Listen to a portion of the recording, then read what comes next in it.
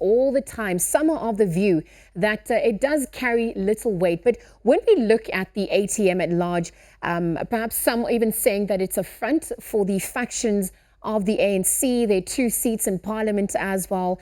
What are they hoping to achieve in parliament this time round? Well, good morning to you and the viewers. Look, the motion of no confidence is not necessarily bad. It does 2 things in particular. The first one, it gives the party that is motivating for that motion of no confidence a platform to present itself, to make its case and somehow gain popularity amongst the voters. But in the same vein, it also gives an opportunity to those to the one that is being said to be voted against in terms of their performance, an opportunity to present their cases as performing very well. So it's not necessarily a bad thing to happen. But in this particular case, I think the ATM perhaps it has seriously miscalculated because I think it's more at risk, to present itself as not necessarily ready to play, party politics in parliament, particularly because of its number. So I think it's going to be a bit more favorable to the president rather than to the ATM itself, especially because none of the other opposition parties are in support of the motion. So Dumisani, I want to then pick up on that point. I mean, ultimately asking about this pressure that President Cyril Ramaphosa seems to be facing, not only within his party, but from the courts as well as in parliament. I mean, let's look at what some of these dynamics are.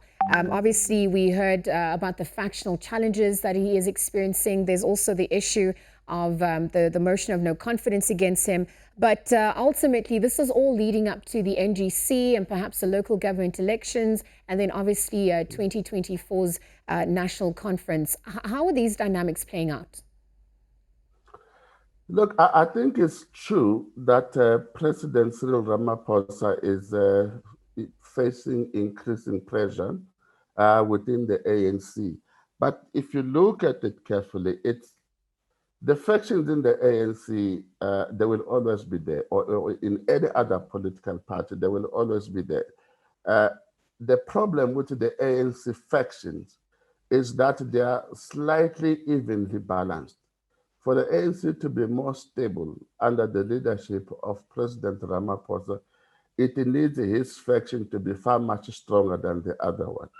So as long as there's a sense within the other faction associated with Esma Hashule, for example, that the president is up for taking, he will continue to be under immense pressure until he also begins to play some stronger politics within the ANC and build and make his own faction, a little bit much stronger. The other thing that, emboldens the faction that possibly is dealing with President Ramaphosa is this whole issue about the funding of the campaign to become, the president of the ANC, which is actually playing itself in the Constitutional Court through the public protector. So all of those things, but these are not abnormal within party politics. Any other political party that could become the ruling party in this country, their own president is likely to face this kind of challenges increasingly so over time, especially as one becomes older and older within one's political term of being the president. So it's not unique, it's not different, it's just party politics. So Dumisani, then, many saying it'll be interesting to see who comes out in support of the ATM's proposal. I mean, also looking at the grounds that they've outlined, saying, citing a lack of leadership, again, as you alluded to, the CR17 funding in the lead up to his presidential campaign. But when we look at the gimmicks that are currently, being employed, politically, what does this mean?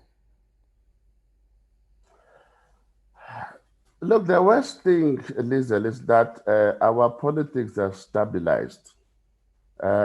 Negatively so. It means that our intra-politics, that is politics within political parties, and the intra-politics across political parties, they have stabilized, and which means the essence of the politics in this country are no longer liberation driven. They are no longer developmental driven. They are particularly about acquiring as much power within one's political party and across political parties.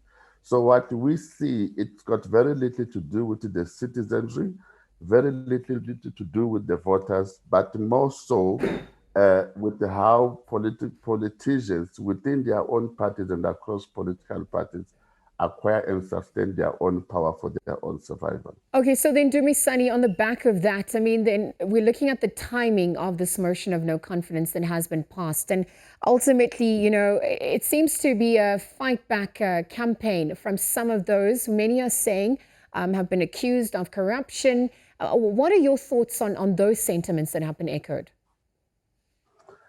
Look,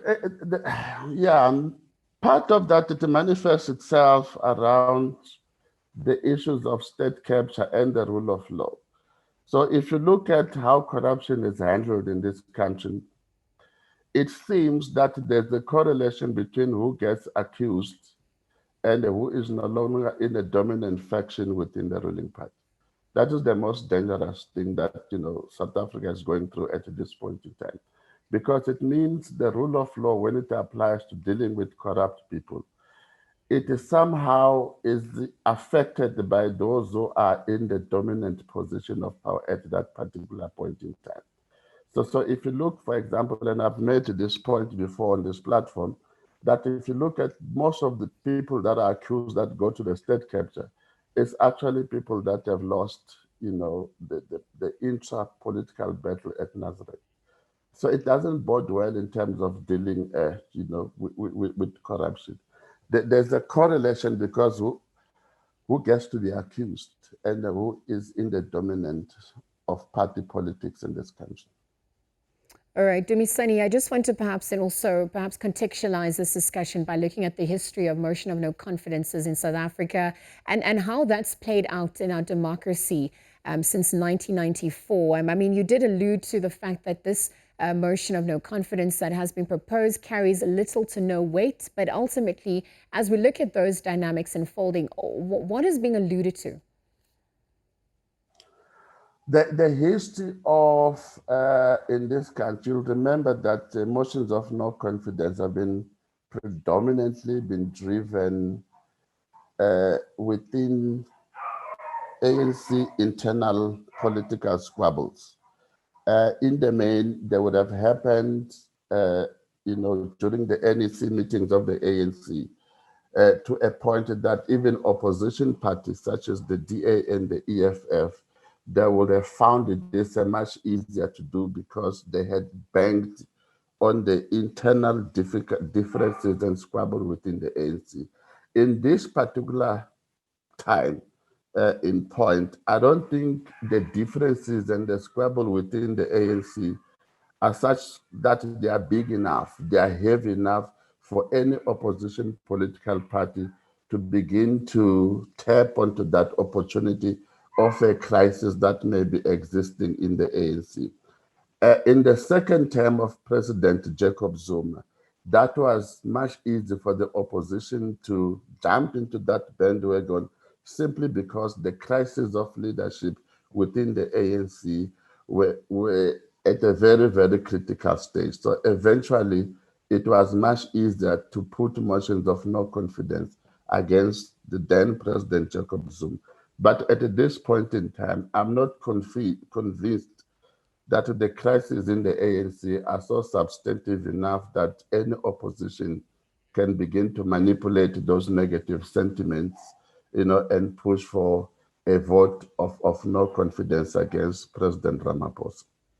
All right, Dumisani, it's going to be interesting to see how this ultimately unfolds. I mean, you did say that it is a chance for the opposition perhaps to seize the moment and make the most of this opportunity. Again, others of the view that, these tactics cannot be removed or divorced from the political landscape at large. Again, Dumisani Tembe is a political analyst joining us via Zoom, chatting about the proposed motion of no confidence that has been issued against President Cyril Ramaphosa, set to take place next week.